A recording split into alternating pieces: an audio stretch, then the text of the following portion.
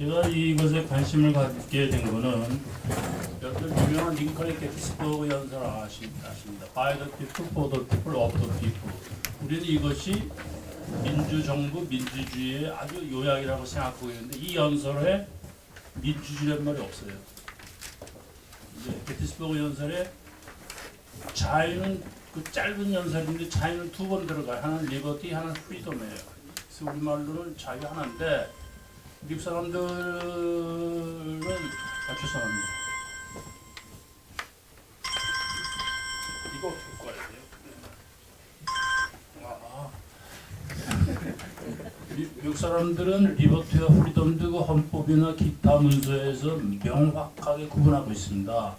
그래서 오늘은 그것까지 얘기할 시간은 없고, 하여간 지금 사회자께서 말씀하신 대로 미국의 독립선언문, 그 다음에 오늘 말씀드리고자 하는 연방헌법, 그리고 수십 개 주헌법, 그리고 링컨의 게티스버그 연설, 그리고 독립선언문 이전에 미국 사람들이 만든 여러 가지 그 13주의 문헌들 다 뒤져보면 민주주의라는 말이 없습니다.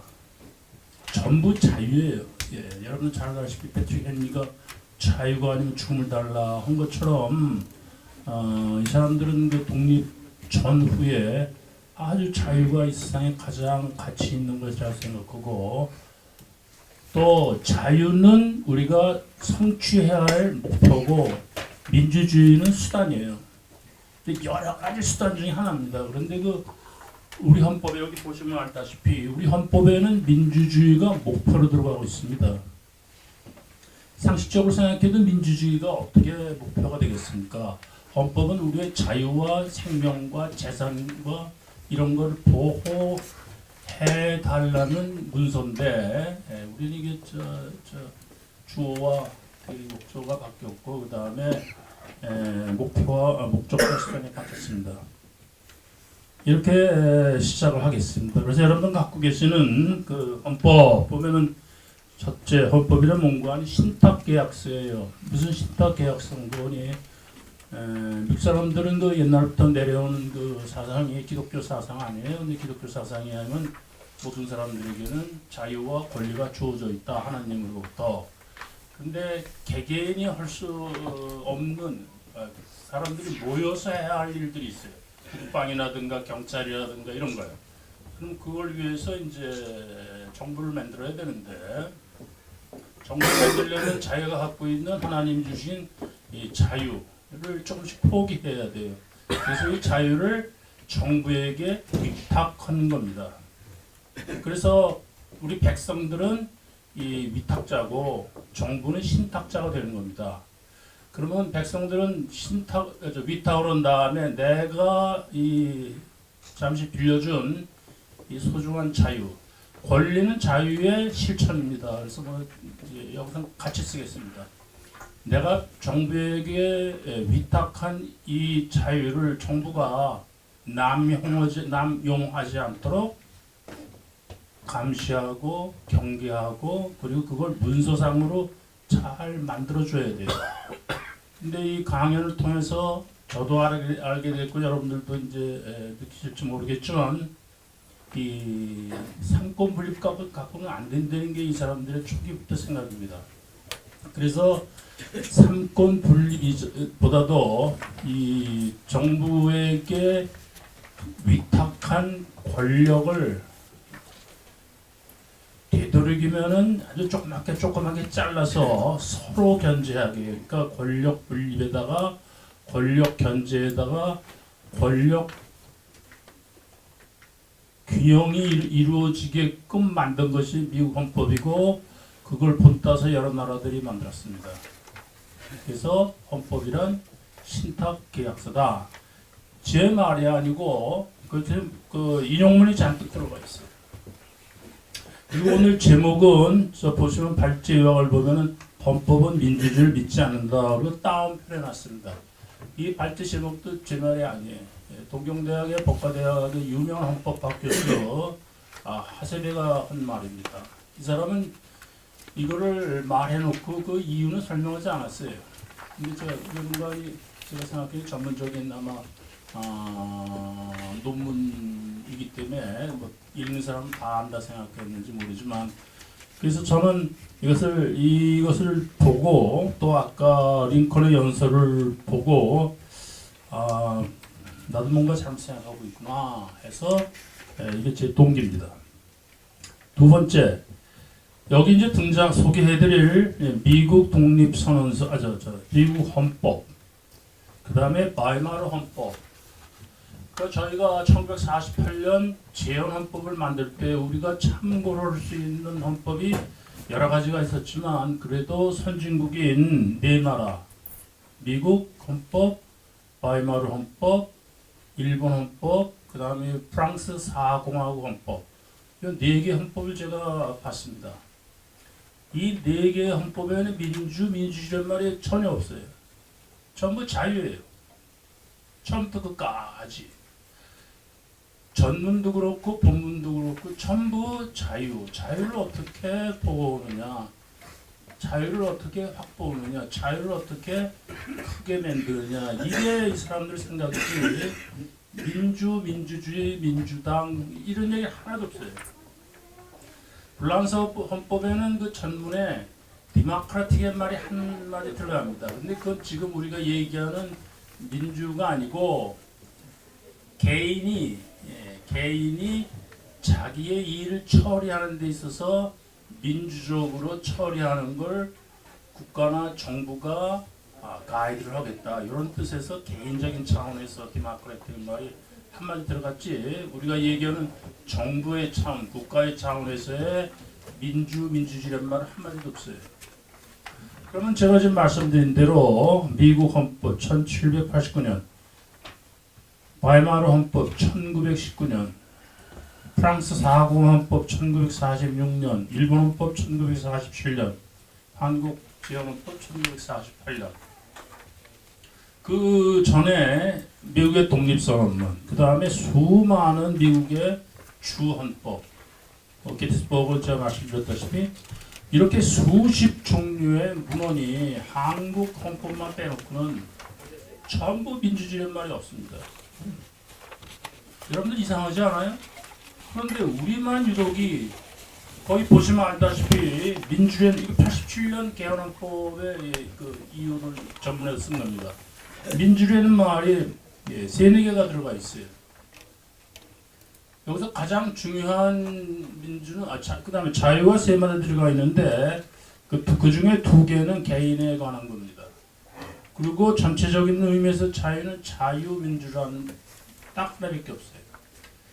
그런데 간헐적으로 제가 들으면은 저도 뭐 정년하고 이제 저 그냥 아무것도 안 하고 학교만 나가서 책 읽고 글 쓰고 그러는데 간헐적으로 제가 얘기를 들으면은 뭐 세미나가 여러 군데서 열리는데 자유민주의 자유라는 말도 없애자.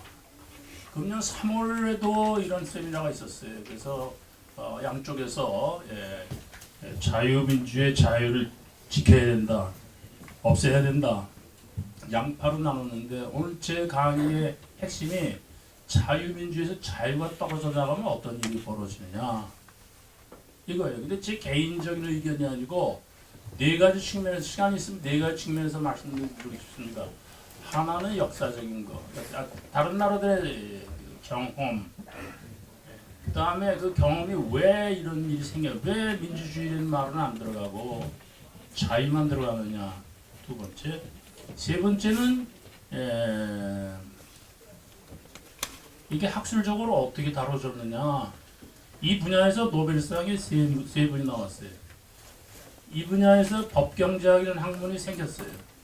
굉장히 커졌습니다. 지금 미국의 웬만한 법과대학에는 법경제 전공 교수가 하나 이상 있어요. 우리 연세대학에서는 법과대학에서 요즘엔 뭐라고 그러죠? 뭐 법 전문 학교 그러는데 거기도 법경제를 가르칠 사람이 없어서 우리 경제학과에서 부탁을 해서 경제학과에 법경제 교수 가르치고 있습니다. 이런 실정이에요.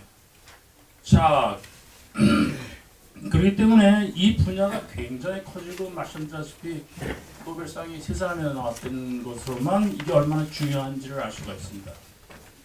그럼 여러분들은 그 제가 나눠드린 그 미국 바이마르 헌법, 일본 헌법, 프랑스 헌법 이거는 대체로 읽지 않으셔도 알 거예요. 여기도 읽으면 재미난 게 수두룩이에요. 미국 헌법 그 서문만 갖고도 하루 종일 얘기할 수가 있습니다. 우리 헌법의 전문은요, 제가 이것 때문에 처음으로 봤어요. 그랬더니요, 문법적으로도 안 맞고, 제가 국문학자한테 이걸 보여줬어요. 이게 문법적으로 맞습니까? 나도 공부한 사람인데 했더니 문법적으로도 안 맞고, 예.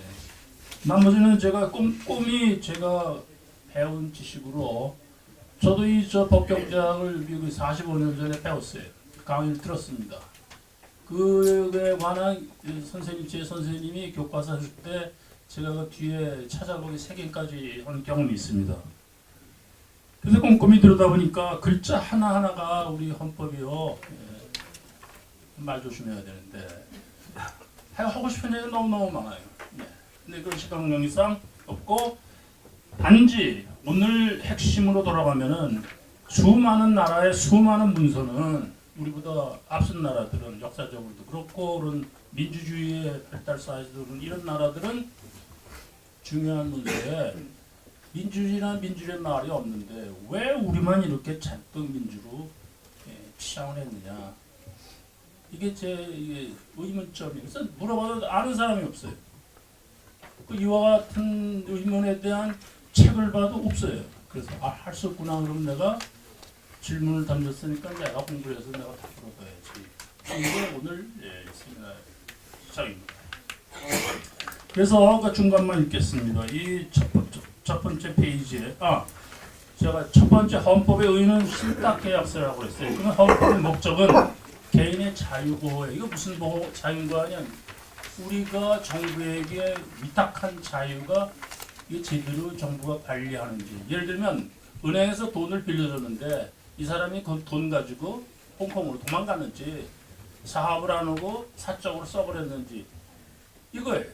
그래서 우리가 돈은 아니지만 자유를 맡겼는데 정부가 이 자유를 가지고 권력을 키워서 거꾸로 우리가 맡기지 않은 나머지 자유나 권리까지 침해하는 일이 벌어질까봐 목적은 개인의 자유보고 수단은 민주주의가 아니고 다층의 여러 겹겹의 다중의 권력 분립, 권력 견제, 권력 균형입니다. 자 그러면 얘기가 너무 앞뒤로 돌아갔지만 그 한국의 그 전문을 이렇게 제가 소개해드렸는데요.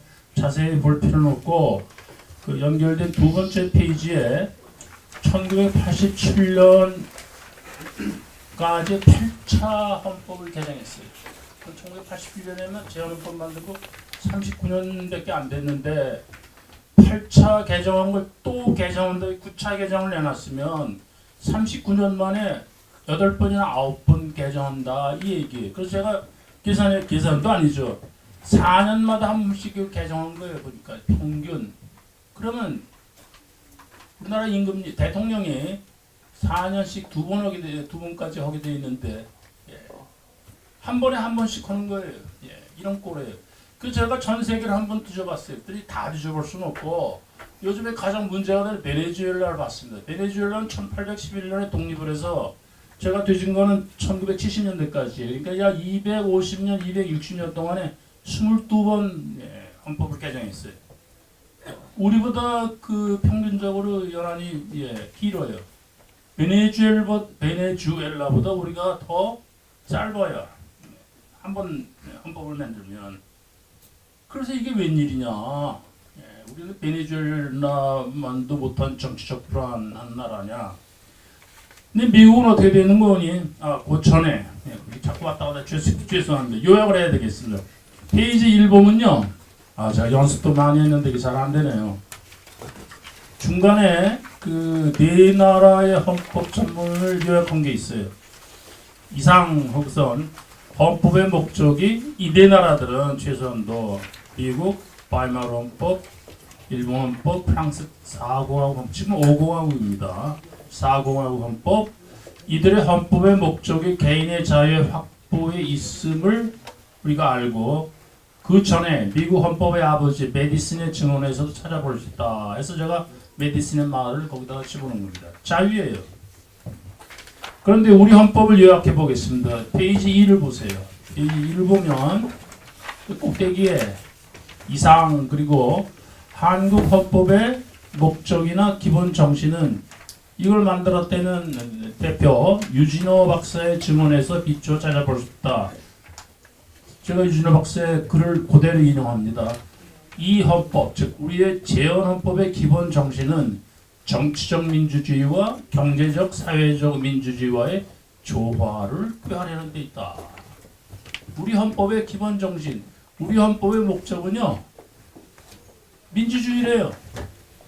다른 나라들은 자유인데, 그리고 다른 나라 하나만이 아니고 미국만 가지고 제가 얘기하면요, 여러 가지 얘기하고 싶은 게 많고요. 그래서 미국 헌법, 우리 이웃에 있는 일본 헌법은 저 메이지 헌법이 아니고 메가더가 만들어준 메가더 헌법인데 지금 그 헌법이에요. 지금 쓰고 있는. 그래서 일본 헌법, 바이마르 헌법, 뭐 등등 전부 자유가 그 헌법의 그 최고의 가치인데 우리 헌법은 민주주의래요. 그럼 우리가 맞습니까? 이 나라가 맞습니까? 이들 나라가 맞습니까? 저는 우리가 거꾸로 하고 있다고 생각합니다. 여러분들 어떻게 생각하시겠습니까? 그래서 이게 우리 헌법과 다른 나라들의 헌법의 요약이에요. 그리고 아까로 돌아가면 우리는 4년 내지 5년마다 한 번씩 개정을 해서 개인의 헌법이 되어버리고 말았어요. 그 미국의 헌법은 어떻게 됐느냐? 그 밑에 있어요. 미국의 헌법은 서문 더하기 몇 줄 밑에입니다. 3번 배경 밑에 3번 서문 더하기 본문 7조 더하기 수정조문이 27개인데 그 중에 1조부터 10조는 권리장전이라고 불러요. 그 다음에 수정조문 이것도 수정헌법이라고 번역도 잘못됐어요. 그 다음에 수정이 아니라고 사실은 추가한 겁니다. 수정조문 11조에서 27조만 요게 이제 시대 변천에 따라서 이제 들어간 거예요. 그런데 이 서문 더하기 본문 7조 더하기 수정조문 1조부터 10조까지는 230년 동안 한 번도 고친 적이 없어요. 손댄 적이 없습니다. 이게 미국 헌법이에요. 일본 헌법도 메가더 헌법도 1947년에 만들어져서 지금 72년이 돼가고 있는데 그대로예요.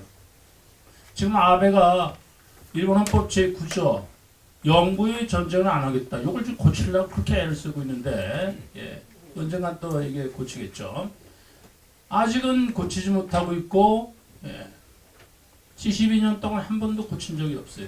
근데 왜 우리는 대통령이 한 번 임기마다 이렇게 평균적으로 고치느냐?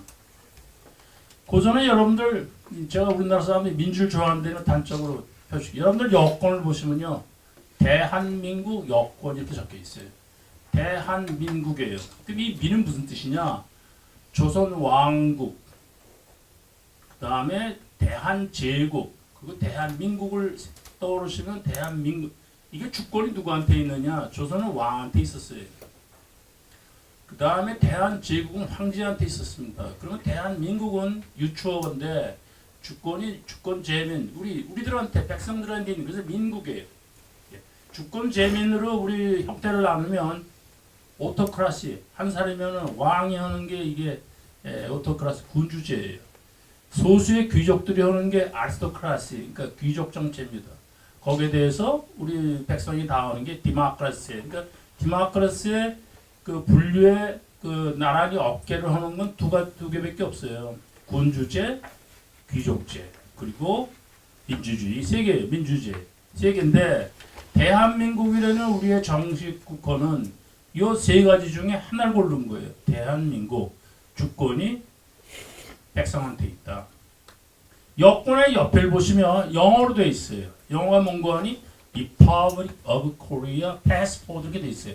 여긴 느닷없이 민자는 사라지고 느닷없이 공화가 들어가 있습니다. 번역이 잘못된 건가? 이게 난 뭔지 모르겠어요. 그러면 한국말로는 정식 법적인 국호가 대한민국 해서 민주가 들어가 있는데 주권이 백성에 있으니까 영어로는 그 말은 싹 빠지고 리퍼블릭이 들어가 있습니다. 리퍼블릭은 아까 세 가지 분류, 군주제, 귀족제, 그다음에 그 민주제.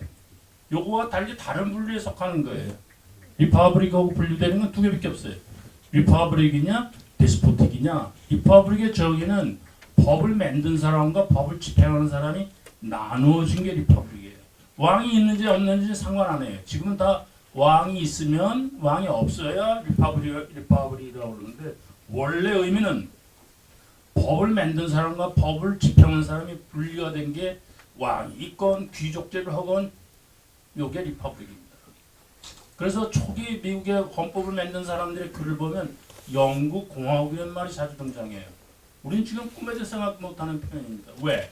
영국은 임금님이 있지만 일찍이 나눴어요. 법을 만드는 사람과 집행하는 사람. 그래서 이 분류 원래 분류에 따라서 이건 칸트의 분류입니다. 철학자. 그 당시에 여러 또 철학자들의 분류입니다. 그 분류에 따라서 영국 공화국. 베니스도 공화국이라고 불렀어요. 베니스는 왕은 없었지만 귀족들이 다스렸어요. 그런데도 베니스 공화국이 이렇게 붙여졌어요. 그러므로 우리 영어로 번역한 Republic of Korea는 이 우리나라가 정부 형태가 법을 만든 사람하고 법을 집행하는 사람이 다르냐의 분류에 리퍼블릭이 들어가요. 이게 같은 걸 뭐라고 그러냐? 전제 정체라고 합니다. 이 만든 사람과 집행하는 사람이 같은 경우는 데스포틱. 예. 그런 의미에서 이렇게 나누는데 다시 돌아가면은 한글로는 대한민국, 영어로는 리퍼블릭 코리아. 이거 뭐가 잘못된 거 아니에요? 생각이 없는 거예요. 이게. 미국 헌법에 아무리 보세요. 미국은 공화국이다. 미국은 민주국. 이런 말 한마디도 없어요. 일본 헌법 보세요. 일본도 그냥 자판 그리고 그 사람 말들은 일본국 그러지 한마디도 없어요. 뭐 리퍼블릭이든지 민주주의 하나도 없는데 우리는 한글로는 자꾸 반복해 죄송합니다만 제가 이게 중요해서 그래. 오늘 주제가 민주냐 자유냐니까요. 이 국호마저도 민주를 집어넣는데 영어엔 또 그건 쑥 빠졌어요. 왜 이게 중요한 거냐? 헌법 전문의 첫 머리에 우리 대한민국 국민이 아니고 우리 대한국민이에요. 이것도 정식으로 쓴 문장이 아닙니다. 첫머리에 우리 대한국민은 대한국민이 이게 뭐예요? 우리는 대한민국 국민이죠. 그래서 이게 생각 없는 글들이 이제 단어들이 많습니다. 너무 길어졌어요. 이렇게 우리가 민주주의를 좋아해요. 자유는 별로 뭐 생각도 안 하고 있어요. 그 배경은요, 그 초기 그 미국 헌법의 아버지를 비롯해 이 사람들은요, 민주주의의 트라우마가 있어요. 예. 민주주의만 나오면 그냥 그만 벌벌 떠는 사람들이에요. 왜냐면 역사적으로 게 있어요. 특히 크로멜의 청교도 혁명에 무지무지하게 충격을 받은 사람들입니다. 왕의 목을 자르고 조금 이따 그 이유를 간단하게 말씀드리겠어요. 왕의 최초의 목을 자르는 게 영국이에요. 찰스 1세를. 그래서 개신교와 카톨릭과의 싸움, 의회파와 왕당파의 싸움에서 자른 거예요. 그래서 메디슨 헌법의 아버지인데 이하 제퍼슨, 해밀턴, 조지 워싱턴 전부 민주주의라고는 아예 얘기를 꺼내지도 못하게 해요. 본인들도 영국에 대항해서 반란을 일으키고 독립을 했지만 이 새로운 나라를 만들어서 민주주의라는 말이 다시 왜 이러냐. 제가 오늘 제목을 동경대학 법과대학 교수가 한 걸 따서 이게 굉장히 델리케이트한 문제라서 제가 도망갈 구명을 많이 만들어놨습니다. 남의 글 대령만 인용한 게 헌법은 민주주의를 믿지 않는다. 왜 믿지 않아요? 여러분들 어떤 친구 믿지 못하는 친구가 있는데 왜 믿지 못해요? 위험한 거예요. 그 친구가 위험하기 때문에 믿지 못하는 겁니다. 다른 말이요. 헌법은 민주주의를 믿지 않는다 하는 얘기는 민주주의가 위험하다 그 얘기예요. 과연 어떻게 위험하냐? 그래서 이 위험을 막기 위해서 미국 헌법은요. 아까 말씀드린 다중의 권력 분립을 나눠놨어요. 상권 분립 이것만 갖고도 안 돼요. 그래서 입법부도 상원 하원으로 나눴어요. 우리 그냥 상원 하원이면 이게 뭔가 하지만 좀 이따 말씀드릴게요. 행정부 이것도 나눠놨어요. 연방 행정부, 그다음에 주 행정부, 입법부, 사법부는 말 것도 없죠. 연방 사법부, 주 사법부. 그다음 거기서 삼심제도 뭐 복잡해요. 이루 말할 수가 없어요. 트럼프가 대통령 다음에 제일 먼저 한 일 중에 하나가 뭐 장벽을 쌓는 거 아니에요. 멕시코. 저도 이 기억을 더듬고 있지만.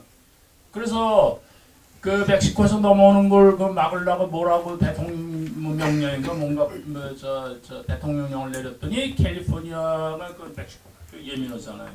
캘리포니아 저 구석에 있는 저 지방법원 판사가 NO 그랬어요. 그런데도 대통령이 그 판사를 어떻게 할 수가 없는 거예요. 하도 이 법 체계가 법원 체계가 복잡해서 거미줄처럼 50개 주가 전부 주 대법원이 있고 또 하위 대법원이 있고 그 사이에 또 여러 가지 얼기설기돼가지고 어떻게 꼼짝달싹을 못하게 된 거예요. 그 얘기는 뭔가 아니 민주주의를 믿지 못하기 때문에 이 사람들은 상권 분립 갖고도 안 된 거예요. 그래서 밑에 2번 각부 내부의 권한 분립까지 한 거예요. 이건 참 중요하기 때문에 제가 말씀드리겠습니다. 그럼 미국의 민주주의는 어디서 찾아볼 수 있느냐? 아까 말씀드린 대로 행정부는 오토크라시예요. 대통령. 이 사람들은 대통령을 당시에 뭐라고 부르는 거니 임기가 있는 왕이라고 그랬어요. 또 오토크라시예요. 이건 제 말이 아닙니다. 예. 여기 제 말은 없어요. 저도 도망가야 되기 때문에 문제가 생기면. 두 번째, 사법부는 민주주의로 사법부에 있는 사람을 뽑지 않아요. 대법원 판사들 또 판사들 일부 판사들은 지역마다 선거를 뽑지만 아주 중요한 법원의 판사들은 임명해요. 이건 민주주의가 아닙니다. 그리고 그 나라에서 가장 우수한 법률가들이 대법원에 딱 임명돼서 앉아 있는 거예요. 그렇기 때문에 이거는 아리스토크라시, 옛날 유럽에 있던 귀족 정체를 변형을 해서 들어온 거예요. 그다음 입법부는 어떻게 되냐? 입법부는 우리가 그냥 디모크라시인 줄 아는데 둘로 나눠져 있어요. 상원은 아리스토크라시예요. 또 좀 이따 말씀드릴게요. 그 이유를요. 하원만이 디모크라시예요. 그래서 미국에 보면 상원은 시네이터라고 부르고 상원 의원은 세네터라고 불러요. 이건 로마의 원로원, 귀족 중에 귀족들의 말을 빌려온 거예요. 왜? 미국의 상원은 귀족원이에요. 영국의 상원, 즉 하우스 오브 로드에 해당하는 겁니다. 조금 더 그 이유를 말씀드리겠습니다. 하원은 뭐라고 해요? 하우스 오브 레프레젠터티브스라고 그래요. 그리고 하원 의원은 레프레젠터티브라고 그래요. 이때 레프레젠터티브, 대표자라는 게 무슨 뜻이냐? 우리는 우리 이 그룹의 대표자를 뽑으면 인물도 잘났고 뭐 학식도 이걸로 알고 있는데 이 사람들이 생각하는 하원 의원은 그게 아니에요. 지역구에 평균적인 사람, 아주 표본적인 사람을 뽑는 거예요. 지역구에 딱 맞는 사람. 우리 무슨 여론조사 할 때 여론조사 할 때 표본을 뽑잖아요. 그럼 어떻게 뽑아야 돼요? 그 여론조사 전수조사를 못하니까 전수조사 그 전수에 해당하는 가장 잘 나타내는 표본백기만 뽑는 거 아니에요. 그 개념이에요. 그 지역구를 가장 잘 나타내는 그러니까 대의 그 지역구민들의 사정을 의견을 가장 잘 나타내는 사람의 뜻에서 representative고 요것만이 미국의 그 복잡한 정부에 있어서의 대의제 민주주의 요것만이 그 밑에 썼잖아요. 하원만이 공화제적 성격을 갖는다. 그리고 연방의회의 하원은 그 권한을 미국 국민으로부터 이끌어낸다. 이게 디모크라시만. 그런데 그 다음에는 상원은 하는 일이 뭐냐? 그러니까 이제 법안이 밑에 민으로부터 올라오는 거예요. 맨 밑에 하원으로부터 올라옵니다. 그러면 상원의원은 뭐냐? 상원의원은 백성을 대표하는 게 아니에요. 주를 대표합니다. 근데 한 주에 예외 없이 큰 주, 작은 주 알 것 없이 2명이에요. 아까 하원의원은 인구수대로 작은 주는 많고 하원의원 수가 큰 주는 하원 수가 많은데 상원의원은 모든 주마다 똑같이 2명씩이에요.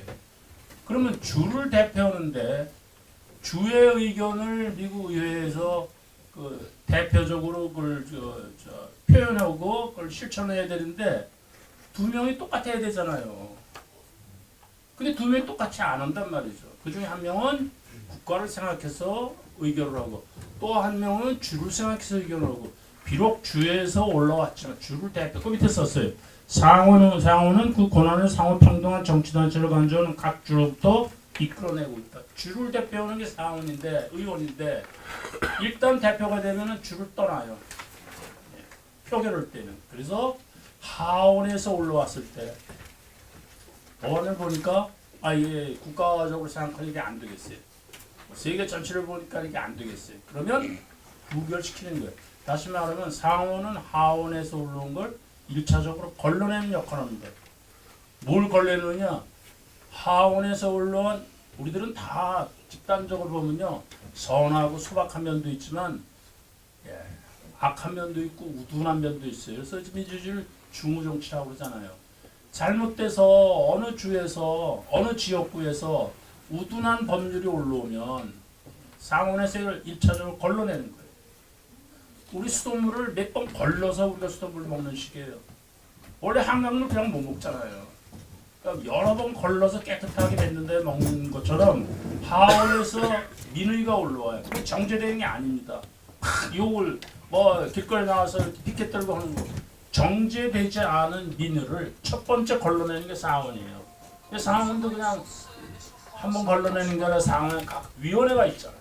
위원회에서 또 걸러내서 부결시키면 이제 그 정제되지 않은 민의는 그냥 그만이죠. 근데 상원도 아래에서 언론이 우둔함에 이 정제되지 않은 민의가 디모크라시가 올라오면 그때 마침 상원도 같은 이해관계가 있어서 통과시키면요. 이 걸림장치를 통과해서 더러움이 올라간 거예요. 더럽다기보다 정제되지 않은 게 올라온 거예요. 그럼 그때는 어떻게 걸림장치가 있냐? 대통령이 비토권을 갖고 있어요. 두 번째 걸림장치입니다. 그 비토를 하면 이게 다시 상원으로 넘어가요.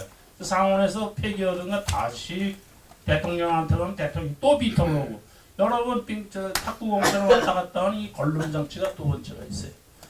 그래서 이것도 무릅쓰고 또 여기를 간신히 패스해서 상원에서 통과가 됐어요.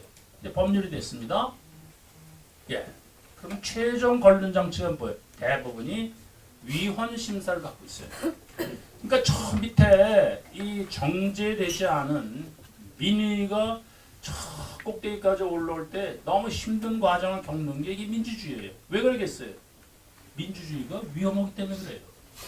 잘못하면 길거리 민주주의가 되고 잘못하면 저 크로멜처럼 조금 더 말씀드리자면 다른 민주주의처럼 민주주의가 좋긴 좋은데 이게 대의예요. 그렇기 때문에 거기 아까 말씀대로 우둔함도 들어가 있고 소박함도 들어가 있고 선량함도 들어가 있고 악도 들어가 있고 뒤에서 조종하는 사람도 있고 이게 복잡한 거예요. 그러니까 그대로는 안 되겠다. 한강물처럼 돼 있으니까 이거를 정제를 해서 정제 과정을 길게 하면 할수록 우리는 깨끗한 물을 먹는 거예요. 똑같아요. 그때 미국 전체를 볼 때 우리가 신탁을 했어요. 우리의 자유와 권리를 위탁을 했습니다.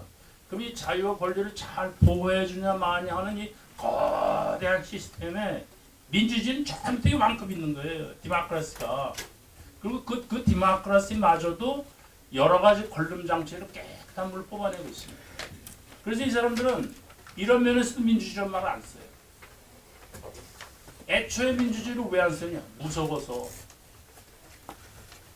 여러분들 제가 쭉 간략간략하게 인용문을 전부 해놨습니다. 그 민주주의에 대한 이 메디슨 미국 헌법의 아버지가 걱정한 게 뭐냐? 두 가지예요. 민주주의는 투표 아니에요. 시간 너무 많이 잡아먹었나요? 괜찮아요? 충분하군요. 왜 이렇게 걱정이 많으냐? 민주주의는 그 투표가 방법이에요. 근데 투표는 두 가지가 있어요. 커다랗게 보면 하나는 다수결주의, 다수제예요. 또 하나는 만장일치제. 근데 만장일치 비용이 너무 들어요. 여러분들 여기 계신 분들 어떤 의견 하나 넣으면요, 이거 다 찬성 거의 불가능할 거예요. 그러면 이거를 만장일치로 만들려면 여기 있는 분들을 다 그 안에 대해서는 동질하게 만들어야 돼요. 이게 얼마나 힘든 거예요. 그래서 민주주의는 다수제를 택하는데 이 다수제가 문제가 많아요. 소수가 희생되는 거예요. 그래서 이걸 막기 위해서 장치가 많습니다. 두 번째는 그 영어로 써서 죄송합니다. unbalance. 이게 엇박자가 나요. 가난한 사람, 잘 사는 사람이 잘 맞지가 않아요. 저 주장하는 것들이, 요구하는 것들이 엇박자가 되게 돼요. 그다음에 농업하는 사람, 공업하는 사람이 잘 맞지가 않아요. 그래서 대부분의 다수결은 균형이 없어요. 그래서 학자들은 이걸 균형을 맞추는 조건이 뭔가를 찾아내고 있어요. 노력하는 게 지금의 이 학문이 돼버린 거예요. 그런데 조건 하나 찾아서 이런 경우에 이게 내비로 두면 균형이 없는 밸런스가 되는 걸 요걸 하나 집어넣으면 이 밸런스가 된다. 그래서 발표하면 다른 사람이 또 그거에 대해서 시비를 걸어요. 그 조건을 집어넣으면 그 조건에 의해서 또 엇박자가 생긴다. 그래서 그런 논문 쓰면은 테뉴얼 받고 대학 부교수, 조교수가 교수 되고 부교수 되고 이런 거예요. 굉장히 많은 사람들이 목숨을 걸고 공부하고 뛰어들고 있습니다. 언밸런스에도 로글로닝은 뭔가 하니 의회에서 표를 사고 팔고 하는 거예요. 근데 돈 주고 사고 팔고 하는 게 아니라 A 지역의 국회의원이 B 지역 국회의원한테 뭐라 그러는 거니 이번에 내가 낸 법안을 낼 테니까 당신 표가 좀 주시오. 그러면 다음에 당신이 법안을 내면 내 표를 주겠어. 이게 로글로닝이에요. 로그가 통나무 아니에요. 굴릴 때 혼자 굴리는 것보다 같이 굴리면 쉽잖아요. 그래서 표의 시장이 형성되는 겁니다. 그러니까 그 속에 온갖 문제가 이게 다수결의 또 문제. 얘들라고 좀 이따 설명드리겠어요. 투표를 했는데 이게 꼼짝 못하게 되는 거예요. 꼼짝 못하게 되는 경우가 발생을 해요. 그 다음 렌트 스킹은 너무나 복잡해서 생략하기 힘든데요. bribery, 돈이 왔다 갔다 해요. 제일 힘든 게 misrepresentative. 예를 들어서 A, B, C 안건이 3개가 있는데 내가 가만히 보니까 내가 B예요. B를 찬성해요. C를 찬성하는 사람인데 가만히 보니까 A가 될 것 같아요. 그러면 어떻게 하는 건 C한테 접근을 해서 자기 속마음을 숨기고 여보 당신 내 뜻과 같으니까 나하고 힘을 합쳐서 A를 떨어뜨리고 싶다. A를 떨어뜨려요. 그리고 나서는 본마음으로 돌아와서 C를 떨어뜨리고 자기가 원하는 바를 얻는 거예요. 이 misrepresentation 마음 속에 있는 걸 드러내지 않는 거예요. 속내를 드러내지 않는 이게 큰 문제예요. 여기 경제학자들이 무슨 대표들과 논문이 뭐 수백 가지 나오고 있지만 마음속으로 어떻게 알겠어요? 투표 대상에서 제가 뭘 투표를 대상으로 하느냐 좋은 예가 있어요. 1896년에 미국 인디아나 주의회에 다음과 같은 법안이 제출됐습니다. 내가 보니까 이 원의 넓이, 원의 둘레를 계산하는데 반드시 필요한 이 원주율 파이 3.14159 이게 너무 복잡하다. 그러니까 우리 인디아나 주에서만은 3.14로 쓰도록 하자. 이 법안을 낸 겁니다. 제가 법안의 그 사본을 제가 갖고 있어요. 여러분들. 제가 뭐 들어서 하는 얘기가 아니에요. 히스토리 오브 파이라는 책을 보면요. 거기 이 얘기가 들어있어요. 그래서 막 표결을 붙이려고 할 때 수학자가 보니까 기가 막히거든요. 그래서 긴급 동의로 이걸 연기시켰는데 아직까지도 연기해요. 110년이 지난 오늘날까지도. 투표를 할 때 뭘 대상으로 하느냐가 정해지지 않았어요. 저는 이 기록을 갖고 있었는데 지금 잊어버렸어요. 그래서 이거는 저보고 기록을 내놓을 수가 없지만 한때 갖고 있었어요. 이게 뭔가 영국 어느 고등학교에서 아브라함 링컨이 영국 사람이냐 미국 사람이냐를 투표를 시켰어요. 고등학생들한테. 그랬더니 의외로 아브라함 링컨이 영국 사람으로 됐습니다. 이런 걸로 투표를 정할 수가 있느냐. 그럼 이건 우스갯거리다 하지만 과연 무엇을 투표로 정하겠느냐 하는 건 정해지지가 않았어요. 그 다음에 투표율도 마찬가지. 뭐는 과반수로고 뭐는 3분의 1이고 뭐는 5분의 3. 독일에서는 5분의 3이 있습니다. 5분의 4도 있어요. 이건 뭘 정하느냐. 이게 없어요. 한 20년 전에 프린스턴 대학의 젊은 두 사람의 경제학자가 64%는 논리적으로 64%는 이게 맞다 해서 나왔는데 이건 전제가 있어요. 생각이 비슷한 사람끼리 있을 때는 64%가 논리적으로 나와요. 지금 64% 쓰는 나라 없죠.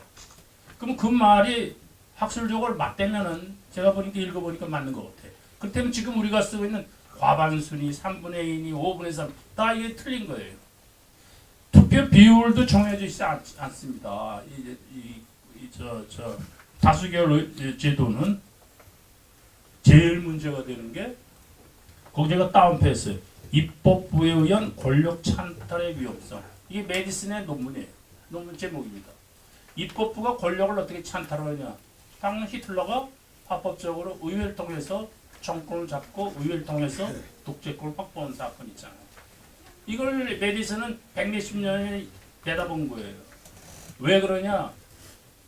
삼권 분립의 이 3부 중에 입법부가 가장 무서운 거예요. 왜냐하면 세 가지를 갖고 있어요. 하나는 입법권, 또 하나는 조세권, 또 하나는 예산권을 쥐고 있어요. 예산권은 왜 무섭냐? 행정부 수장들, 사법부의 판사들 월급을 다 정할 수가 있는 거예요. 그래서 미국 헌법은 짧지만 굉장히 짧아요. 그 속에 월급을 깎을 수 없다는 걸 정해놨어요. 아예 입법부가 횡포를 벌릴까 봐. 그 다음에 입법부가 그 입법 과정을 통해 횡포를 벌릴까 봐 적어놓은 게 있어요. 이게 권리장자 1조입니다. 표현의 자유에 대해서는 입법부는 어떠한 법도 만들 수 없다예요. 우리나라 헌법은 어떻게 된지 아세요? 표현의 자유가 있다 이렇게 됐어요. 영원히 딱 남겨져 있습니다. 근데 미국의 헌법은 표현의 자유, 그 다음에 언론의 자유, 그 다음에 종교의 자유, 신앙의 자유, 결사의 자유, 또 하나가 청원의 자유에 대해서는 입법은 어떠한 법도 만들 수 없다. 입법부가 꼼짝 못하게 돼 있어요. 여러분들 한번 미국 헌법 보세요. 이게 다른 나라로 일본의 법도 그렇게 돼 있어요. 일본이 앞선 나라예요.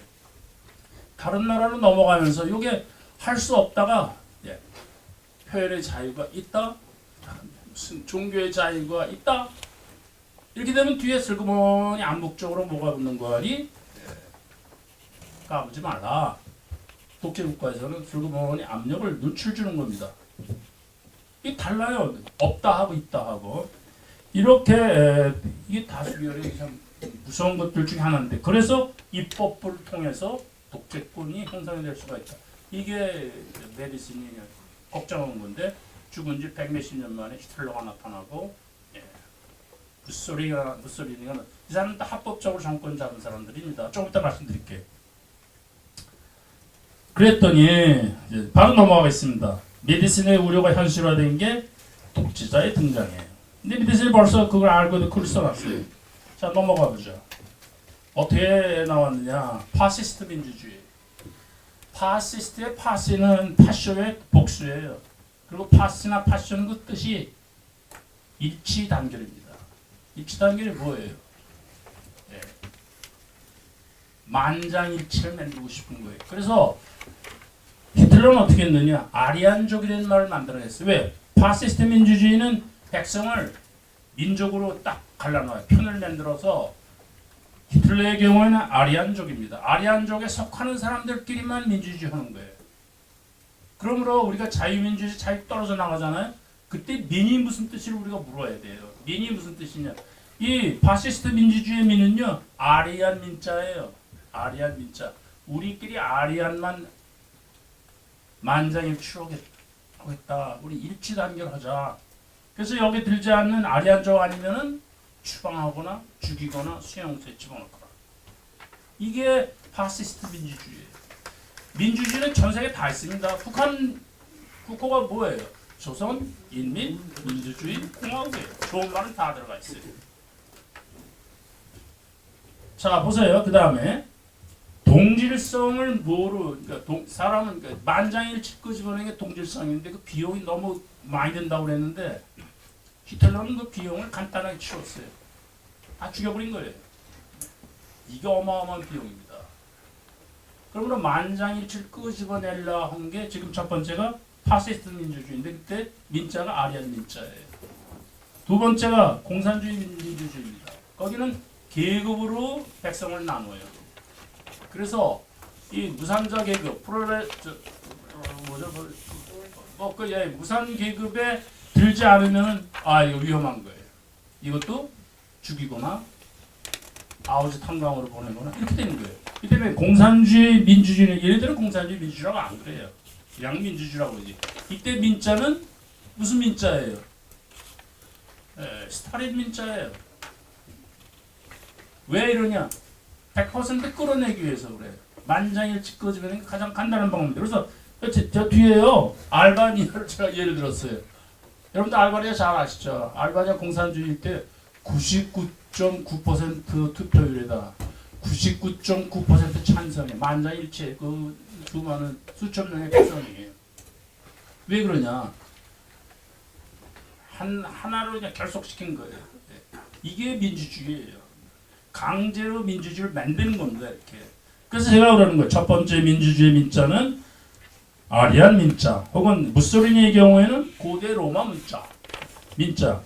그 다음에 공산민주주의는 그 민자는 스탈린 민자, 김일성 민자예요. 그 다음에 신정민주주의는 크로멜이에요.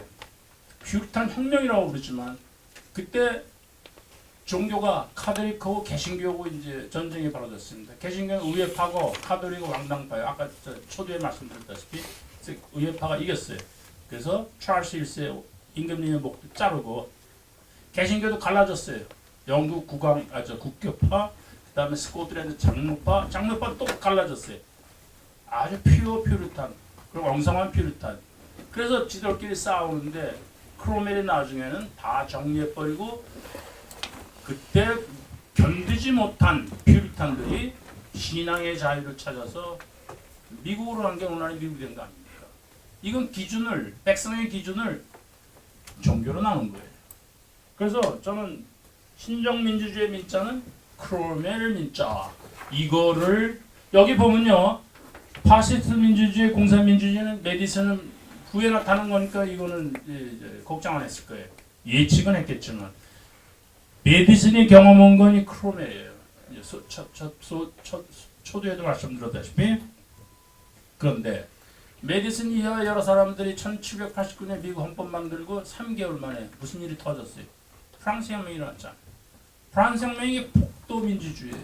막 죽이는 거예요. 왕족 귀족만 죽인 게 아닙니다. 평민도 죽여요. 옆에 사람하고 사이가 평소에 나쁜 사람 고자질해요. 그러면 즉석 재판에 의해서 단두드려버려요. 여러분들 찰스 디킨스가 쓴 A Tale of Two Cities, 두 도시의 이야기를 한번 보세요. 거기 하녀가 단두대에 가는 장면이 나옵니다. 하녀 가리지 않고 다 죽이는 거예요. 2년 동안 공포 정치, 공포 민주주의, 폭력 민주주의예요. 예. 이거를 메디슨이 자기가 헌법 만들고 3개월 만에 그 걱정이 현실화된 걸 본 거예요, 메디슨이요.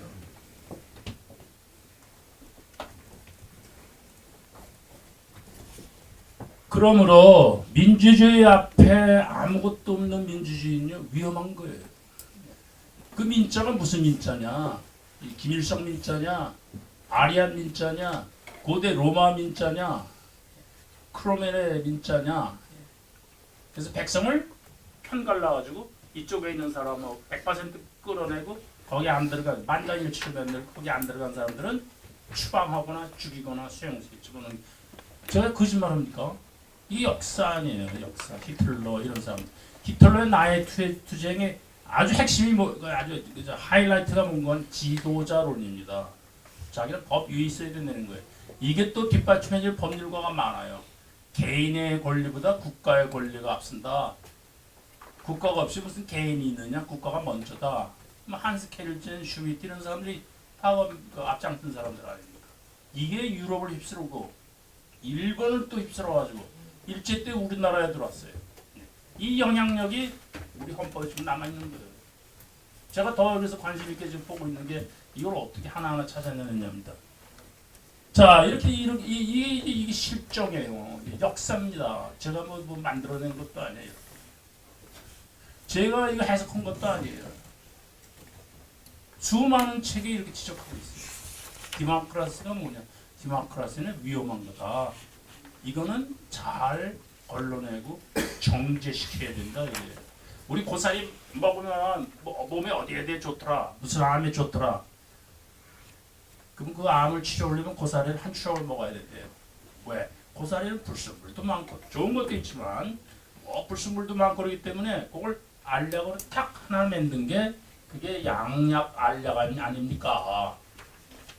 세상에 불순물이 많이 끼어들어가 있어요. 아무리 좋은 생각도. 그러니까 이걸 걸러내야 되는데 그냥 민주주의 하면 이렇게 그냥 여기저기 첫 대목부터 민주주의 아니 민주 걸러내지가 않은 민주주의 좋은 거예요. 제가 강조해 또 야단 맞을까봐 거듭 말씀드린 민주주의는 좋은 거예요. 다수결로 해야지 어떻게 하고 있어요. 그러나 이건 걸러내야 된다. 근데 걸러지지 않은 게 많아요. 참으로 걸러내는 장치가 헌법이에요. 정부의 헌법입니다. 더 내려가겠습니다. 빨리 내려가겠습니다. 그 밑에서 메디슨인 생각이 뭔가하니 생각할 수 없는 것도 생각하는 사람이 메디슨이에요. The unthinkable예요. 그런 일이 벌어지잖아요. 지금도 벌어지고 있잖아요. 앞으로 우리나라에서 벌어지지 말라는 법이 없어요. 다른 나라에서 벌어졌으면 우리나라도 예외 없이 벌어질 수가 있습니다. 이게 자유민주에서 자유가 떨어져 나가면은 그때 민이 무슨 뜻인지를 물어야 돼요. 자유민주에서 왜 그런 거예요? 지금 첫 번째는 백성을 가르는 게 민족이라고 그랬어요. 아리안족이냐 고대 로마 민족이냐. 두 번째는 무상계급이냐 아니냐로 나눈다고 그랬어요. 그다음에 세 번째는 종교로 나눈다고 그랬어요. 자유국가는 다 포함하는 거예요. 계급도 없고 종교도 다양한 거 다 포함하고 그 다음에 민족도 미국은 다민족 국가 아니에요. 다 포함하는 게 이게 자유예요. 그러므로 앞에 자유가 들어간 거고 없는 거고 큰 차이가 있는 겁니다. 자유는 세 가지 문제. 파시스트의 민, 아리안 민, 고대 로마 민, 스탈린 민, 김일성 민, 크로멜 민 이렇게 흘러갈까봐 그걸 다 포함하니까 다수결로 갈 수밖에 없는 거예요.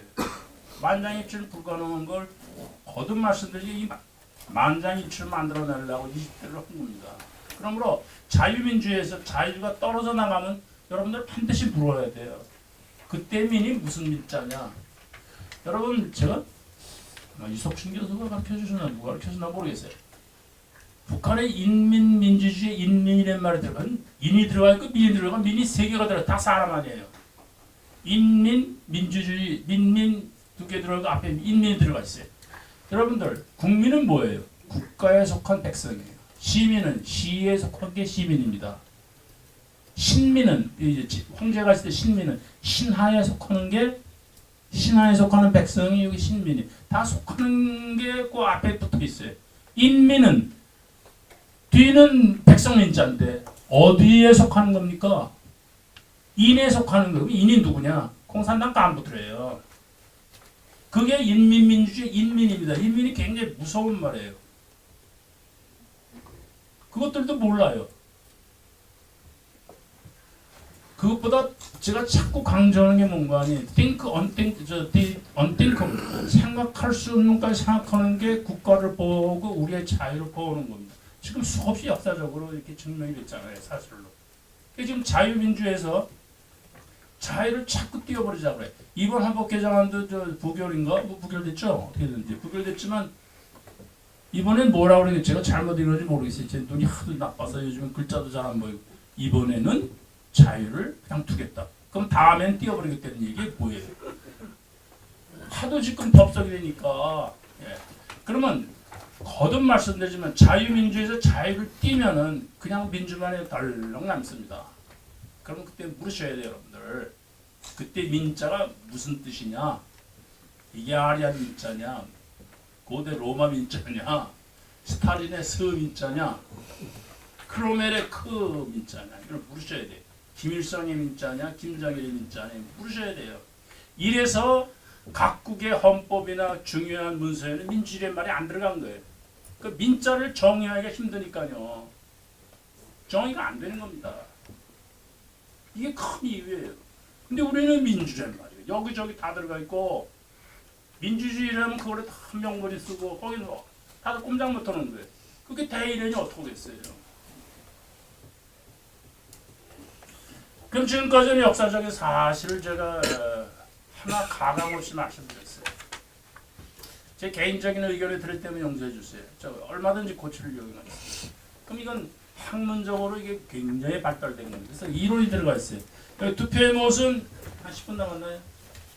5분 남았네. 이 5분 동안 다 할 수 있어요. 투표의 모습은 뭔가 아니야? 세 사람이 여기 있어요. 투표의 모습은 프랑스 혁명이 일어나기 6년 전인가 꽁돌세라는 사람이 이걸 발표했어요. 이게 가만히 보니까 이게 심상치가 않아요. 그래서 뭐든지 투표로 정하는데 여러분들 프랑스 혁명이 일어나고요. 뭐든지 투표로 정했어요. 그 중에 두 가지만 소개해 드릴게요. 이 1년이 12달이 말이죠. 이 귀족들의 이 달력이다. 그러니까 1년은 집진법에 의해서 10달로 만들자 해서 1월, 2월, 3월, 11월, 11월, 12일이 없어져 버렸어요. 달 이름도 포도의 달, 밀의 달, 뭐 안개의 달 이렇게 이름도 바꿔가지고 1월서부터 10월까지 만들었어요. 이걸 만들어 달라고 요구한 사람들이 농민들이에요. 얼마 후에 농민들이 다시 옛날로 돌아가자고 그랬어요. 왜 그랬겠어요? 농사가 안 되는 거예요. 새 달력으로. 여러분들 저 드레스덴 왕궁의 시계 박물관에 가보세요. 우린 다 시계가 하나 둘 셋 12시까지 있잖아요. 프랑스 혁명이 일어나서 이것도 귀족들의 방법이다 해서 10시까지만 하자. 시간도 10단위로 나눠서 하나 둘 셋 넷 다섯 10개가 있어요. 제가 시계를 봤어요. 직접 제 눈으로. 이것도 투표로 정하는 겁니까? 꽤 꽁들세가 걱정이 되는 거예요. 그래서 뭐든지 투표로 정하는 아까 계속 말씀드린 대의제, 민주주의 이게 근간이 투표인데 이 투표는 게 뭐냐? 이 괴물을 봤더니 모순이 발견되는 겁니다. 뭔가 아니? 세 사람이 있어요. 자, 1, 2, 3번을 주죠. 그 세 개 안이 올라왔어요. A안, B안, C안. 이게 뭐 A당, B당, C당 좋아요. 그 다음에 A는 뭐 유치원 짓는 것, B는 무슨 뭐 공회당 짓는 것, C는 무슨 수영장 짓는 것, 아무거나 다 좋아요. 세 사람이 있는 사회에 세 가지 안건이 올라왔어요. 그래서 물었어요. 투표시킨 겁니다. 1번 좋아하는 순서대로 적으라 했더니 1번은 A, B, C 순서예요. 2번 B, C, A 순서로 적어냈어요. 3번 C, A, B 순서로 적어냈어요.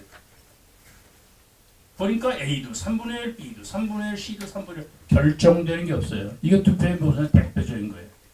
그러면 사람들이 이걸 얘기 들으면 에이 그럴 일이 무엇이 있겠어.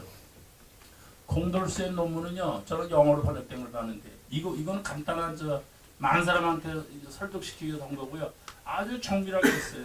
그다음 1번은 투표를 한 장 주고 2번은 투표를 2장 주고 3번은 투표를 10장 주고 이렇게 뭐 이렇게 달리고 저렇게 모순이 항상 생기는 거예요. 거의. 그러면 여기다가 민주주의 마비된 걸 설명해 볼까요? 이번에는 네 가지 양건이 있어요. A, B, C, D. D가 싹 들어왔습니다. 그 사람들한테 1번, 2번, 3번한테 아까처럼 좋아하는 순서대로 적으라 그랬더니 1번은 아까처럼 A, B, C 순서면서 D가 꼴찌예요. A, B, C, D예요. 2번은 아까처럼 B, C, A 하면서 D가 꼴찌예요. 3번은 아까처럼 C, A, B 적으면서 D를 꼴찌에 적어놨어요. 세 사람 다 D가 꼴찌입니다. 제일 바람직하지 않은 거예요. 딱 뚜껑을 열어보니까 A, B, C는 결정이 안 돼요. D가 결정이 되는 겁니다. 이게 무슨 뜻이냐? 교훈이. 당이 4개가 있는데 A당, B당, C당 가장 강한 당이 있는데 이것들이 서로 싸우는 거예요. 그러니까 D당 제일 못생기고 인기 없는 제일 바람직하지 않은 당이 선택이 되는 거예요. 이게 저 게임 이론에 우리 잘 아는 브루치너스 딜레마 제일 나쁜 게 결정되는 게 좋은 일입니다. 히틀러가 그래서 정권을 잡았고 무소리니도 D가 이 하필이면 딕테이터의 D예요. 이 D가 이렇게 처음부터 이렇게 제일 인기 있는 정당으로 출발하지 않았어요. 전부. 이게 민주주의 마비입니다. 아까 네덜란드이 바로 이거예요. 근데 이건 특수한 경우라고 사람들이 그럴 거예요. 뭐 그런 일이 벌어지겠느냐. 그랬더니 에로레는 이 하버드 대학의 박사과정에 있는 이 청년이 1949년에 박사학위 논문을 썼어요. 이게 학문이 됐어요. 지금. 여기 노벨상이 3명이나 2명인가 3명이나 나왔어요. 이게 보면 에로의 불가능 정리. 49년에 박사 받고 50년 그 다음에 조그마한 소책자로 나왔는데 책도 두껍지도 않아요. 조그매요. 어렵기는 한량없이 어려워요. 정밀한 수학으로 증명을 했는데 그 간단히 얘기하면 대의제 민주주의의 의사결정은 불가능하다. 이게 무슨 뜻이냐? 유클리드 기하학의 5가지 공리로부터 출발해 누구든지 다 인정된 5가지 공리로 출발해서 어마어마한 기하학을 만들었습니다. 그것처럼 이 청년 에르고가 1949년에 5가지 공리를 생각해냈어요. 사회적으로 모든 사람이 만장일치로 받아들이는 5가지. 그 5가지 중에 2가지가 중요해요. 하나는 독재자가 없는 사회. 왜냐면 독재자가 있으면 그 사람 결정해버리면 결정이 되잖아요. 또 하나는 종교적인 계율이 없는 사회. 예를 들어서 조선사회는 삼강오륜에 의해서 다 결정되는 거, 개인의 의사라는 게 없는 거예요. 남녀 칠세 부동성, 과부는 계획하면 안 된다. 이런 거. 이런 게 없는 사회. 다시 말하면은 모든 것은 그 속에 있는 자유로운 시민들에 대해서 모든 걸 결정된다. 이걸 집어넣었더니 그래서 결정이 된 그 의사결정은 없다는 거예요. 이게 대의제 민주주의의 심각한 돌을 던진 겁니다. 그래서 이걸 불가능을 가능하게 만들려면 무지무지하게 많은 사람들을 그러는데 아직도 못 풀고 있어요. 저는 영원히 못 푼다고 해요. 그러면 이게 가능하게 되려면 딱 2가지 방법밖에 없어요. 시사하는 점이. 하나는 조선시대로 돌아가서 삼강오륜 이걸 딱 정해놓으면 그냥 사회적으로 다 결정되는 거예요. 남녀 출세 부동석하면 다 결정이 되는 겁니다. 과부는 계획하면 된다. 딱 결정이 되는 거예요. 한 가지 방법이에요. 전통사회로 돌아가는 게 하나이다. 2번째 방법은 독재자가 나타나면 돼요. 독재자가 다 결정하면 될 거 아니에요. 이 2가지 방법 위에는 우리를 대표한다는 우리 서로 다 의견도 다르고 옷 입는 것도 다르고 다 다른 사람들을 여기 앉은 사람 여러분들하고 저거를 대표하는 의사가 되는 거예요. 대의가 일반적으로 뭐 특수한 경우는 말할 것도 없고 그러니까 민주주의는 불가능하다는 겁니다. 투표의 근거를 둔 대의제로서는 불가능하다. 그럼 남은 게 뭐냐? 그래서 독재자가 등장한다. 이게 에로의 불가능성입니다. 하나만 더 할게. 괴델이라는 사람이 있어요. 2500년 아리스토텔레스 이후에 최대의 수학자예요. 이 사람 때문에 수학에서 초수학이라는 게 또 생겨났어요. 굉장히 어려운 수학이에요. 이 사람이 1940년 오스트리아가 고향이고 오스트리아에서 히틀러가 들어오니까 그 박해를 피해서 미국으로 도망왔습니다. 그래서 세계 이 머리 좋은 사람만 모이는 프린스턴의 고등연구원에 이제 거기서 채용이 됐어요. 뭐 모시고 간 거죠. 거기 아인슈타인이 있었어요. 2 사람은 나이 차이가 20년인데 무지무지하게 친했어요. 2 사람은요 너무 높은 수준이라 다른 사람은 얘기가 불가능해요. 그래서 둘이서만 얘기를 해요. 정말이에요. 그와 같은 책을 제가 여러 권 봤어요. 아인슈타인은 아침에 출근할 때 오늘 괴델이 건강해야 될 텐데 그리고 출근해요. 둘이서만 얘기해요. 괴델도 마찬가지입니다. 근데 괴델이 이제 시민권을 받게 됐어요. 이 괴델의 불완성 이론이 너무너무 어려워서 저가 간단히 요점은 참이지만 증명할 수 없다. 아니 참인지 거짓인지 증명도 안 하고 어떻게 참인지 어떻게 하느냐. 이거 진짜 꺼놓고 죄송한데 시간을 놓고 난리 났네. 이렇게 하면 되죠. 이게 이 사람의 이걸 증명해버린 거예요. 참이지만 증명할 수 없다. 이게 이 사람의 대표적인 거예요. 우리 생각하기에 참 불가능한 건데 이걸 설명할 수는 없고 하여간 괴델이 일화로 제가 대신할게요. 그 시민권을 받게 됐으니까 괴델이 얼마나 꼼꼼한 사람인지 미국 헌법을 세세히 다 읽었어요. 그들이 뭐를 알게 됐는 거예요? 미국에도 독재자가 등장할 수 있다. 지금 제가 얘기하는 맥락이에요. 아인슈타인이 놀란 거예요. 제발 판사 앞에 가서 그 얘기 하지 마시오. 시민권을 받는 날. 꽤 둘이 갔어요. 셋이 갔군요. 또 유명한 몰겐슈타인이라고 게임 이런 건데 셋이 갔어요. 이 얘기는 몰겐슈타인의 기록에 나와 있는 겁니다. 뭐 어제 들은 게 아니에요. 시민권 받으러 갔더니 판사가 이렇게 보더니 독일 국적이시군요. 그랬더니 아니에요. 오스트리아 국적입니다. 그랬더니 판사가 뭐라는 거니 그때 막 히틀러가 막 유럽을 막 그냥 분탕지르고 뭐 난리 났을 때 유럽은 세계대전에 휩쓸려갔고 미국은 지금 참자느냐 마냐 이럴 때예요. 판사가 뭐라는 거니 잘하셨습니다. 악마 같은 독재자 밑에서 이제 벗어나셨으니까 안심하고 됩니다. 미국은 그런 게 없습니다. 했더니 그들이 그때 딱 이게 근데 미국에도 독재자가 나타날 수 있습니다. 아인슈타인이 그냥 그만 그래서 얼른 아인슈타인 그 판사가 친했어요. 다행히도. 그래서 얼른 다른 화제로 바꿔서 무사히 시민권을 받았습니다. 이 괴델이 아리스토텔레스 이후에 이 사람 증명이 무중력이 어렵고 그게 중요한 증명이에요. 모든 수학자가 아주 그냥 그만 자기의 수학이 그냥 쓰레기통으로 가게 만든 그런 사람이 괴델의 인컴플리트 티오리움에 의해서 미국 헌법을 이렇게 지금 제가 잘 설명하고 전 세계 모범자이고 230년 동안 하나도 건드리지 않은 이 헌법에도 구멍이 있어서 독재자가 등장한다는 거예요. 민주주의는 독재자가 등장하는 가능성이, 이 위험성이 항상 이때는 아주 좋은 예입니다. 이게 아주 좋은 예. 제가 이거 어디 가서도 잘 즐겨 써먹어요. 괴들마저도 그렇다. 괴들은 히틀러의 그 광신 미친 데에서 간신히 탈출해서 미국 와서 본 게 미국도 점점 그 가능성이 높아지는 것 같아요. 요즘 가만히 보니까 그래서 이 괴들이 말이 맞아가는 건가? 여러분 그래서 이론이요. 아까는 전반부는 그동안 역사적으로 민주주의가 이 위험성을 드러낸 걸 말씀드렸습니다. 이번에는 이 노벨상이 두세 명이 나온 이 소셜 초이스, 퍼블릭 초이스에서 여기도 독재자가 등장할 수 있다. 이제는 수학자가 이 사람 수학이라기보다 수리 철학자인데 논리 수학자고 이 사람도 경제 아무것도 모르서 정치 아무것도 모르는 사람인데도 미국 헌법을 들여다보고 결론이 독재자가 등장했습니다. 이게 민주주의예요, 여러분. 에이 설마 우리나라에서 자유의 가치를 모르는 사람입니다. 그럼 이 해결 방안이 뭐냐? 5분만 더 쓰겠어요. 해결 방안 주셔야죠. 해결 방안 드려야죠.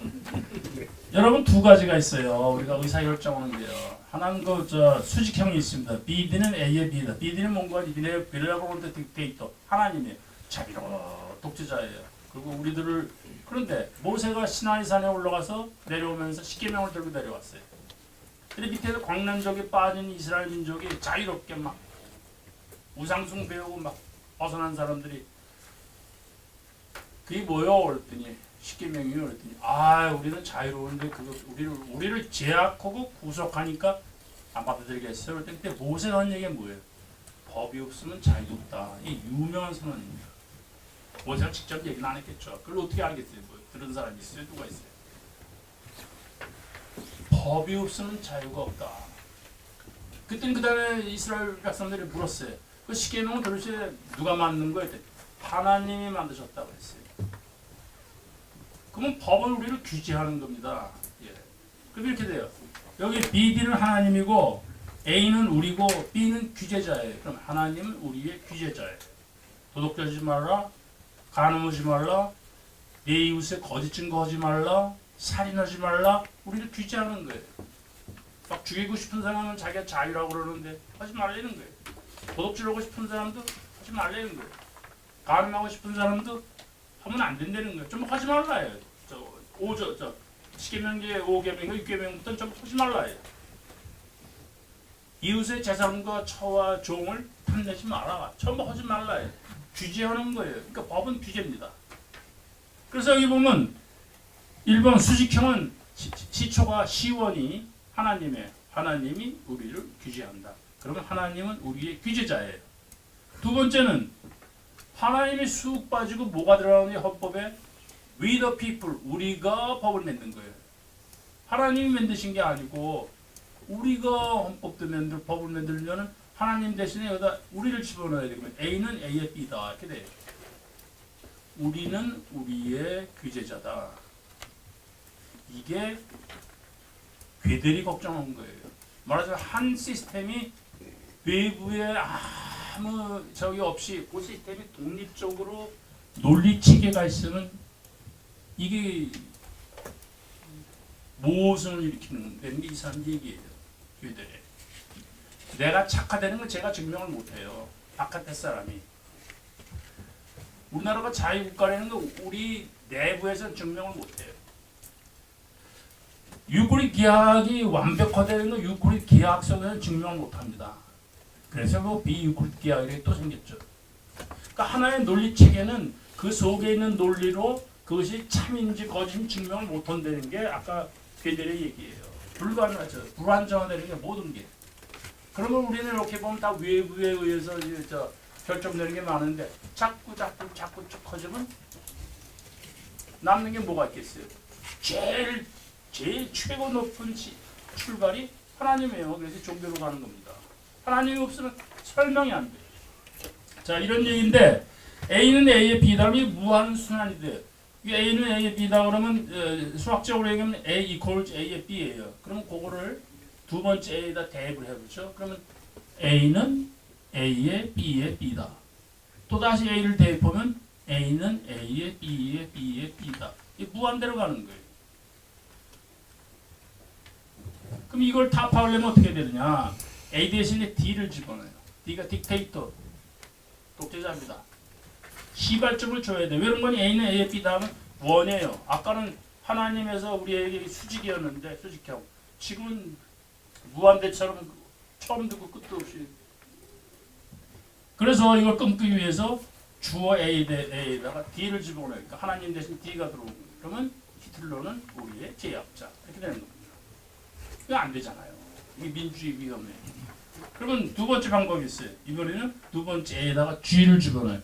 A는 G의 B. 이거 뭔가 A는 우리고 G는 government, 정부예요. 우리는 정부의 제약자. 처음으로 돌아가서 신탁 얘기가 바로 이겁니다. 우리는 위탁자고 정부는 신탁자고 우리가 감시하는 거예요. 연결을 하고 앞에 자유가 붙어야 되는지 이 슬그머니 자유라는 말을 띄워버리는 건지.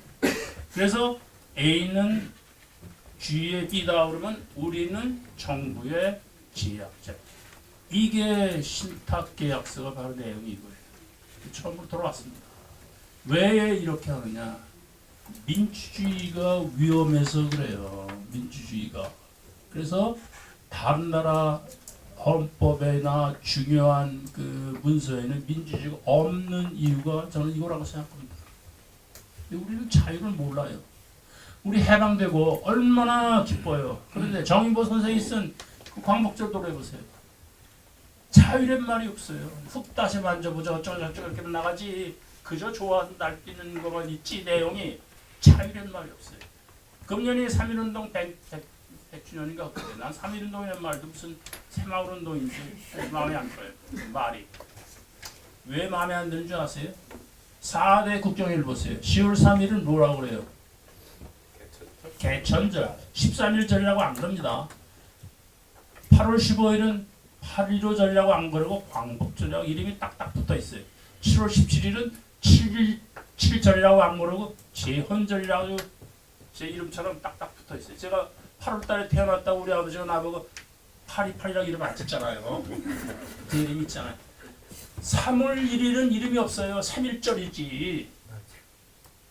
여러분들 그거 생각해 보신 적 있어요? 그럼 3.1운동이 뭐예요? 이름도 없는 무명절이에요. 이걸 모르고 지금 뭐 금년이 100년 뭐 어쩌고 그러는데 제 얘기는 금년에 제발 이름이라도 지어줘라. 무슨 노래처럼 내 이름에 명찰을 붙여다 내 가슴에. 3.1절은 이름도 없어요 여러분. 이걸 헌법 맨 앞에 3.1운동 정치를 이어받아 어쩌고. 3.1절에 왜 이름이 없느냐. 아직 우리나라 사람들이 3.1절이 무슨 뜻인지 모르는 거예요. 그러니까 3.1절 노래에도 자유라는 말이 없고 광복절 그 기쁜 광복절 그 날이 오기를 얼마나 기다렸어요. 시문 선생의 시를 보세요. 구구절절은 그날이 오면요. 시문 선생 그 시 제목이요. 그날이 오면인데 눈물 없이 읽을 수가 없어요. 그날이 왔는데 무슨 흙다시 만져보자 뭐 바닷물도 춤을 춘다? 예, 그거는 태풍이 불어도 평시에도 뭐 바닷물도 춤을 추는데 그 기다리는 그 자유란 말이 거기 없어요. 그러니까 정인보 선생님도요 옛날 분이라 이 자유를 모르는 거예요. 우리나라 모든 문서 보세요. 자유라는 말이 없어요. 자유를 싸워서 쟁취를 안 했기 때문에. 저는 그래서 광복절 노래 전부 바꾸자는 거예요. 좀 자유를 좀 넣어다. 그렇게까지는 할 수 없지만 예. 제발 3.1절이나마 이름을 붙여다오. 예. 명찰을 붙여다오. 제 이거 그겁니다. 그러기 전에는 무명절, 이름도 없는 절. 뭐 얘기가 이렇게 됐나요? 사상사는 뭐 시간이 없으면 뭐 하고 싶지도 않고 뭐좀 놓고 뭐 몽테스키 무슨 너무 알려졌지만 제가 관심을 가는 사람은 네 번째 블랙스톤이라는 사람. 이 사람은 비상한 사람입니다. 그런데 왜 자유냐? 마지막을 정리하겠습니다. 혹은 프리덤 앤 리버티 저 구분을 안 했어요. 이 구분이 굉장히 중요합니다. 우리가 그냥 자유라고 얘기하는 것이 어느 자유인지를 우리가 그 구분을 해줘야 돼. 헌법에서는 아마도 일본은 구분하고 있어요. 그 왜 우리가 하필이면 자유냐? 뭐 제가 잘난 척해서가 아니라 철학자 칸트의 세 비판서, 순수이성 비판, 실천이성 비판, 판단력 비판에 보면요, 우리의 이성이 그 인식이 불가능한 걸 세 가지를 꼽았어요. 하나는 영혼 불멸, 플라토니즘 쉽게 얘기하면 영혼. 이건 우리의 인식이, 우리의 이성이 인식하는 게 불가능한 거예요. 두 번째가 신, 하나님을 우리가 이성으로 이거 불가능한 거예요. 세 번째가 뭐겠어요? 자유예요. 이렇게 세 가지를 딱 꼽을 때 자유가 싹 들어가는 거예요. 제가 아까 말씀드렸잖아요. 미국의 헌법에 처음에 The Blessings of Liberty라는 말이 들어갔단 말이에요. 자유의 축복. 리버티 대신에 가시에 들어가면 하나님의 축복이 되는 겁니다. 기독교인들이 얘기하는 같은 계열이에요. 자유가 그렇게 소중한 거예요.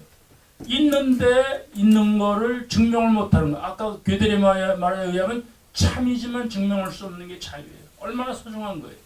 있다고 증명을 해야 될 텐데 사람한테마다.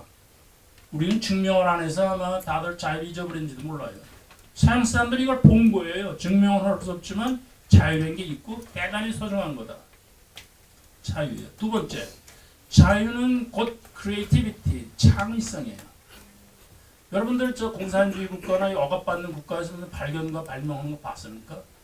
히틀러 체에서 유명한 이 노벨상 받고 머리 좋은 과학자들이 다 도망 나왔잖아요. 미국으로 망명하거나 영국으로 망명하거나 다 도망 나왔잖아요. 소련에서도 머리 있는 사람들 기만 있으면 다 그냥 미국으로 망명하려고 그랬어요. 이 억압받는 나라에서는요, 개인의 창의성이 발휘가 안 돼요. 발견 안 되고 발명도 안 되고 그저 사느라고. 여러분 일본이 메이지 헌법하에서는 세계적인 사람이 안 나타났어요. 근데 메가더가 만들어진 메가더 헌법, 지금의 헌법, 이 1947년에 만든 헌법하에서 1956년부터 미국 헌법이랑 똑같아요. 거의 미국 사람들이 만들어준 거니까. 1956년부터 지금까지 노벨상이 22명이 나왔어요. 50년부터 지금이라면 약 60년 동안에 노벨상이 22명. 이렇게 나온 나라가 없어요. 단시간에. 근데 56년 이전에는 한 명도 없어요. 그 다음에 세계적인 사람도 없고 올림픽에서 금메달 딴 사람도 없고. 전 이게 일본이 미국 헌법을 받아들여서 그렇다고 생각합니다. 달리 설명이 안 돼요. 이 몽관이 자유라는 거는 곧 창의성을 뜻해요. 인류 발전에 이 이상 큰 게 없습니다. 그래서 자유지. 민주주의는 지금 제가 그냥 1시간 이상을 여러분들한테 말씀드리니 민주주의 위험하다. 그 다음에 그 앞에 있는 민자가 무슨 민자인지 잘 살펴야 된다. 자유는 그게 없어요. 그냥 자유예요. 여러분 감사합니다. 예, 감사합니다.